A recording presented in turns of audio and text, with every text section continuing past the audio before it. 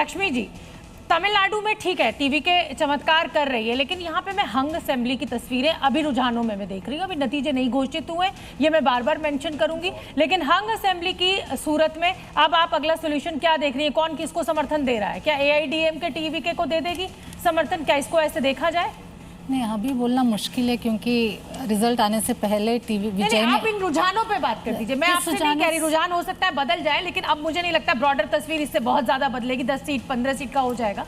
मैं इसमें ये देखना चाहती हूँ कि सरकार अब आप कैसे बनती हुई देख रही है, वो क्या समीकरण हो सकते हैं? तो पोस्ट पोल अलायंस के थ्रू से ही बन सकती है अंक। अगर ADMK के साथ अगर जाएंगे तो बीजेपी और ADMK एक सेंट्रल पार्टी होने के नाते उनको सपोर्ट मिलेगा बहुत सारे स्कीम्स इंप्लीमेंट करने के लिए। वो एक पॉसिबिलिटी TVK की ज्यादा है या TVK के साथ है, बट सरकार बनाने के लिए किसी ना किसी का सपोर्ट तो लेना है। तो TVK क्यों नहीं लेगी सपोर्ट? सर आप किसको सपोर्ट कौन देगा ये समीकरण? क्योंकि अब तमिलनाडु में हंग असेंबली दिखाई दे रही है साफ साफ। देखिए, तमिलनाडु की जो हंग असेंबली है उसमें AIADMK कहा जा रहा है कि ऑलरेडी उन TVK से बात कर रही है। अब DMK पीछे रहेगी या नहीं रहेगी हमें नहीं मालूम, पर अभी सारे जो चांसेस हैं उस पर हम कह नहीं सकते हैं कि आखिर में क्या होगा। पर ये ज़रूर है क्योंकि करीब 10-12 सीटें उनकी अभी कम है, इसलिए उनको सपोर्ट तो किसी का लेना पड़ेगा। राजनीति में कोई विचारधारा तो होती नहीं है। नहीं, विचारधारा तो जानते हैं, ये तो मतलब की दोस्ती होती है। विचारधारा नहीं है, विचारधारा मुझे ऐसा लगता नहीं है। पर एक चीज में थोड़ा सा जोड़ना चाहूंगा, बार-बार बात हो रही थी कि SIR का असर तमिलनाडु में नहीं दिखा। मैं समझता हूँ कि SIR इस वक्त तमिलनाडु में रिजल्ट्स आए हैं वो उस पर भी SIR का असर हमें दिख रहा है। DMK का पीछे जाना और इस तरह से TVK के आगे आने, इसमें कहीं ना कहीं चमत्कार जरूर है। आपको क्या है ये बात? तमिलनाडु में जो सबसे ज्यादा वोट डिलीशन जो हुआ है DMK का जो स्ट्रॉन्ग होल्ड जो है चेन्नई रीजन में हुआ है, और वहाँ पे TVK ने बहुत अच्छा प्रदर्शन किया है। उस DMK का वोट वहीं पे कटा है। तमिलनाडु पे भी क्वेश्चन मार्क लगा दिया राजेश जी। है कि DMK की ऐसी हार होगी, इतना पिछड़ेगा, ये हम लोगों में से कोई प्रेडिक्ट नहीं कर पाया था। और ये जो विजय की जीत है उसको भी प्रेडिक्ट नहीं कर पाए थे। ये तो चमत्कार है, लेकिन ये कैसा चमत्कार है कि इनकी उम्र जो है वो मुझे लगता है 50-51 साल की होगी विजय की, और वो 51। तो जेन Z पर इनका असर जो है वो काफ़ी था, जो मुझे लगता है कि रजनीकांत और कमल हासन उस तरह का असर जो है नहीं, उन्होंने कोशिश की लेकिन असफल। मैं एक अपडेट आपको दे दूं, क्योंकि यहाँ पे आकलन तमिलनाडु का हो रहा है। तो जो शहरी इलाके हैं वहां पर विजय की TVK को बहुत ज्यादा बढ़त मिल रही है। यानी जो शहरी वोटर है वो इस समय इस नई पार्टी के साथ खड़ा हुआ है। जेन Z जो है वो इस नई पार्टी के साथ खड़ा हुआ है। तमिलनाडु में चमत्कार और पश्चिम बंगाल में चमत्कार ये भी तो विजय है। नहीं, विजय क्या, विजय एक्टर का मतलब ये चमत्कार निकल करके आए हैं।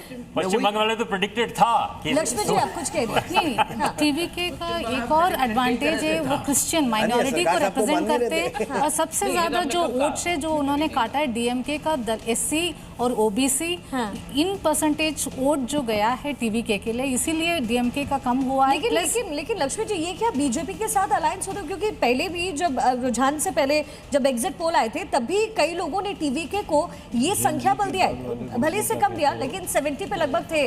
तो क्या बीजेपी के साथ अलायंस की संभावनाएं यहाँ पर दिखती हैं? चर्चा इसको लेकर थी क्योंकि ये कितनी सीटें तो हमें मालूम ही नहीं है। बीजेपी का जोर होगा। बीजेपी बहुत, देखिए बीजेपी इस बार 33 सीट्स में उन्होंने कॉन्टेस्ट किया है। पिछले बार उन्होंने 20 सीट में कॉन्टेस्ट किए थे, 4 सीट जीते। तो जेल में है, और अब पनीर सेल्वम और ये लोग सब लोग क्या करते हैं ये देखना पड़ेगा। DMK ने पहले मुझे लगता है भांप लिया था, तभी इन चुनावों से अभी जो हुआ था वोटिंग, उससे पहले विजय को एक बधाई दी थी या उनको कहा था कि हाँ वो बहुत अच्छे, बहुत फोर्स है। देखिए राजनीति में जो आगे का सोच ले वही धुरंधर, और बीजेपी इस मामले में मास्टर मानी जाती है कि वो अपने से बहुत आगे की रणनीति तय कर और किस राज्य में कहां से कैसे एंट्री करनी है इसको रणनीति तैयार करती है। बिहार में मुख्यमंत्री बनाना, बंगाल में सरकार बनाने जा रही है, ये इस चीज का उदाहरण है। कुछ श्रीवास्तव, देखिए ऐसा है, जहां तक तमिलनाडु का मामला है तो विजय की पार्टी को सिर्फ जेन Z का वोट नहीं मिला है, जो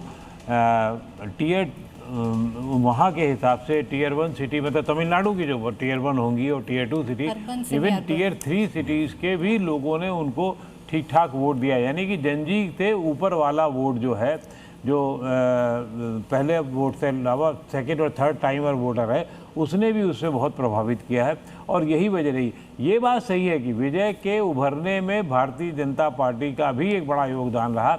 एक दौर में भारतीय जनता पार्टी उनसे समझौता करने के लिए बहुत आतुर थी, लेकिन वो हो नहीं पाया। वहाँ पर AIDMK से समझौता टूटने की कगार पे था। जब विजय से नहीं हो पाया तो फिर वहीं गए वो।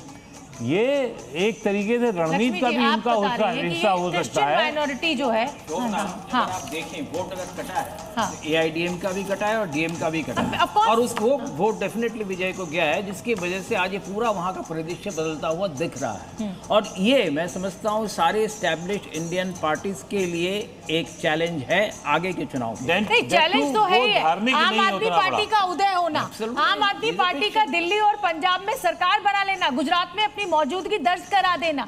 कहीं ना कहीं आज ये विजय की जो नई पार्टी है भाई, इसका यहाँ पर आना ये कहीं ना कहीं अलार्म तो है जो एस्टैब्लिश्ड पार्टियां हैं उनके लिए। एक बड़ा पॉइंट ये भी है कि क्या वो धार्मिक तौर पर वो इतने बड़े समूह को केंद्रित नहीं होता। मैं इसे लक्ष्मी जी इसी पर सवाल आऊंगी। क्रिश्चियन माइनॉरिटी की आप बात कर रही है, AIDMK अगर साथ आती है, BJP TVK के साथ आती है, तो कहीं ना कहीं वो जो हिंदुत्व की राजनीति है